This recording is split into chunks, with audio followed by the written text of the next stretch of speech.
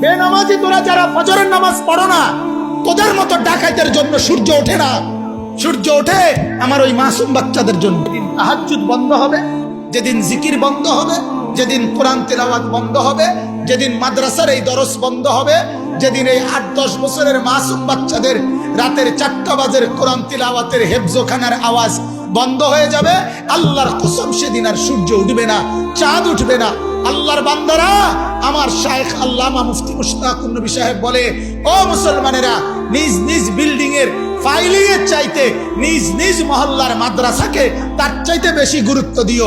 মাদ্রাসা থাকবে, তোমার গোটা মহল্লা নিরাপদ থাকবে, কসম খোদা।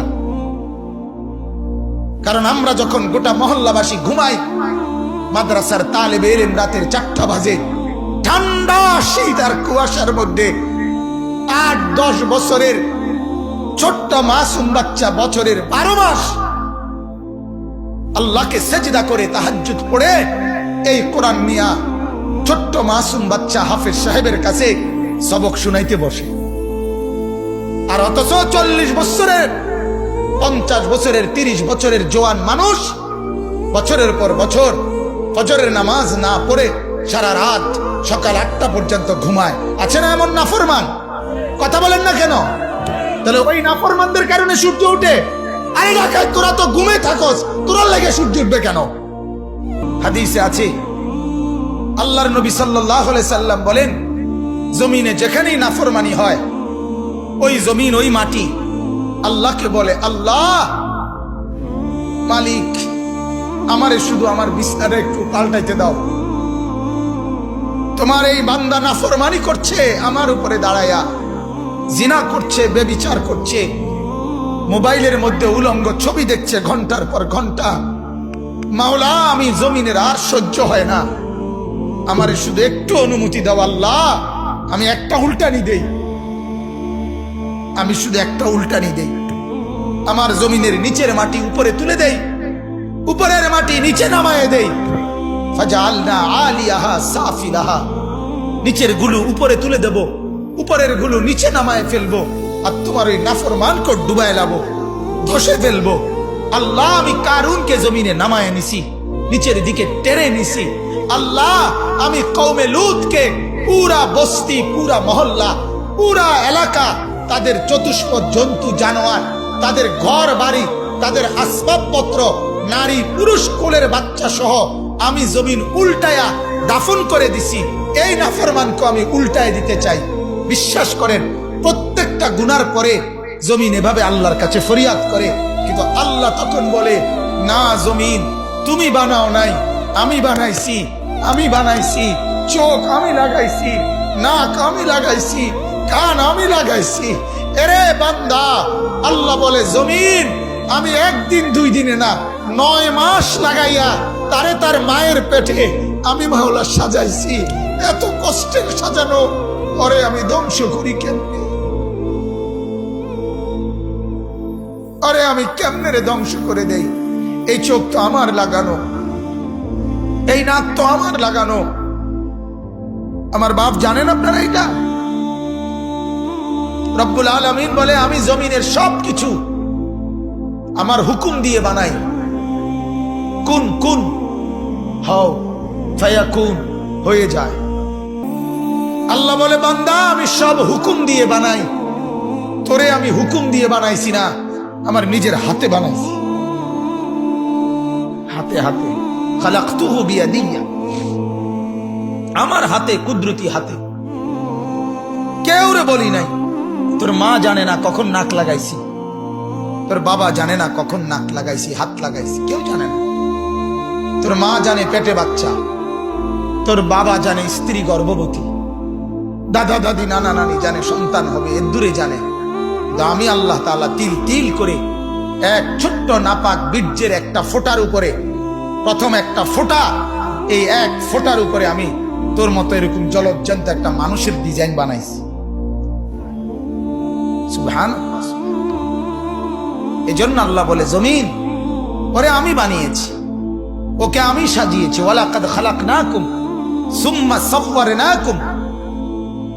আল্লাহ বলে, বান্দা, তোমাকে আমি বানিয়েছি, সুম্মা সাওয়ারনাকুম, তোমাকে আমি সাজাইছি।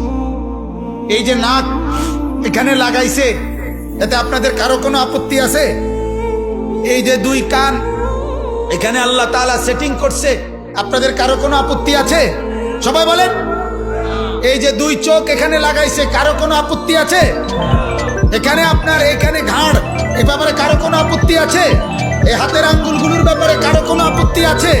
আমার বন্ধু, যদি মুসলমান হয়ে থাকো তাইলে আল্লাহকে সাক্ষী রেখে এই মাঠে এখন বলো, নাক এখানে লাগানে যদি আপত্তি না হয়, কান এখানে লাগানে যদি আপত্তি না হয়, দাড়ি এখানে রাখাতে আপত্তি করলা কেন?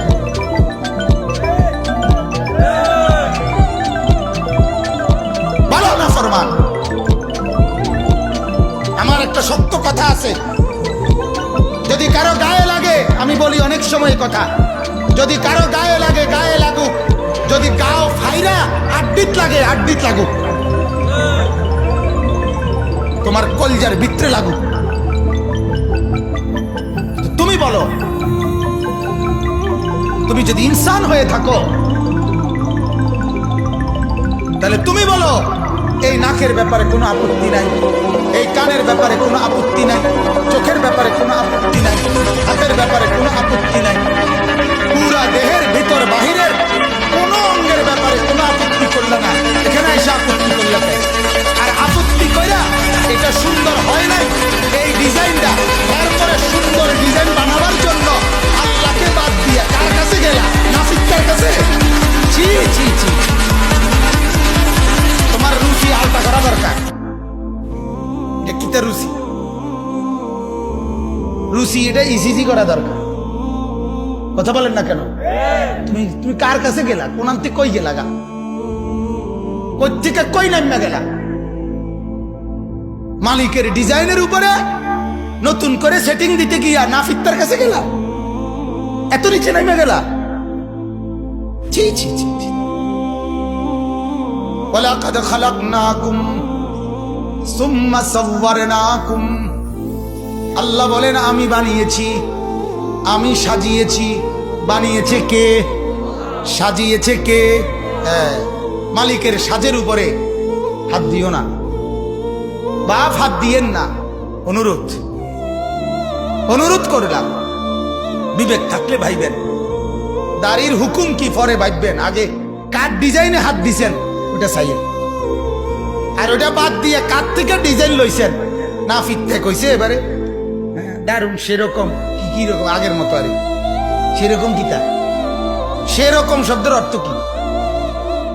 কথা বলেন, আগের মতো না তো, তো সেরকম কিতা? দারুন লাগ, দূর বেটা দারুন। আগে যে ওদের লাগতো এই ওদের লাগতে আছে, দারুন লাগতেছে কিতাবা। কথা বলেন। আল্লাহ আমাদেরকে মাফ করে দেন। কাউরে লজ্জা দেওয়া আল্লাহর কসম আমার উদ্দেশ্য না, বিবেককে শুধু জাগ্রত করা, এটা মাকসাদ। ভুল হতেই পারে, গুনাহ আমারও আছে। কথা বলেন না কেন? আল্লাহর কসম গুনাহ আমারও আছে, গুনাহ আব্দুল কাদের জিলানীরও আছে।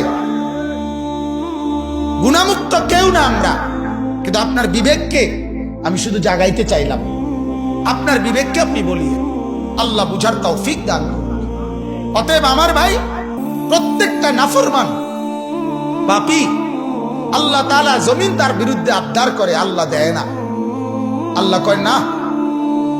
আমরা কিতাবে পড়ছি তাফসিরে, ইউনুস আলাইহিস সালাম যখন ইউনুস নবী ওনার কওমের ব্যাপারে বেশি রাগ হয়ে গেছে, আল্লাহ এরিয়াকে বেশি বেজাল্লা, আল্লাহ হইতো না, আমি বুঝছি হইতো না, আপনি এগুলার কি দিয়ালান, ধ্বংস করে দেন। তো আল্লাহই তো ফয়সালা দিবে। কিন্তু ইউনুস নবী বলছে, আরে আল্লাহ তখন বললেন, হে ইউনুস, ওই যে কুমার মানে মাটি দিয়ে পাত্র বানায়, মাটির পাতিল, তুমি ওই লোকটার কাছে একটু গিয়া, মানে ওনাকে একটা কুমারের কথা বলছে আর কি, যে তার কাছে যাও, গিয়ে তারে বলবা, ভাইয়া আপনার হাতে বানানো মাটির একটা পাতিল আপনি একটু ভেঙে ফেলেন তো। ইউনুস নবী গিয়ে বললেন, বলাতেই ওই কুমার ধমক দিয়ে উঠছে, এই মিয়া, আমার হাতের যত্ন করা মাটির পাতিল আমি বানিয়েছি, যা আমি সেটা ভাঙবো কেন? আমার বানানো। ইউনুস নবী আল্লাহকে বলেন, আল্লাহ ভাঙতে তো চায় না। বলছে কি বলে? বলে যে নিজের হাতে বানায়া ভাঙবে কেন? রব্বুল আলামিন বলে, ইউনুস রে, আমার হাতে বানিয়ে আমি ধ্বংস করব কেন? এদেরকেও তো আমি বানাইছি। এজন্য আল্লাহ তাআলা অপেক্ষা করে বাপ 90 বছর। মালিক বলে অসুবিধা নাই। 90 বছরের নাফরমান বান্দা রাত গভীরে একদিন তওবা করে চোখের পানি ফেলে দাও।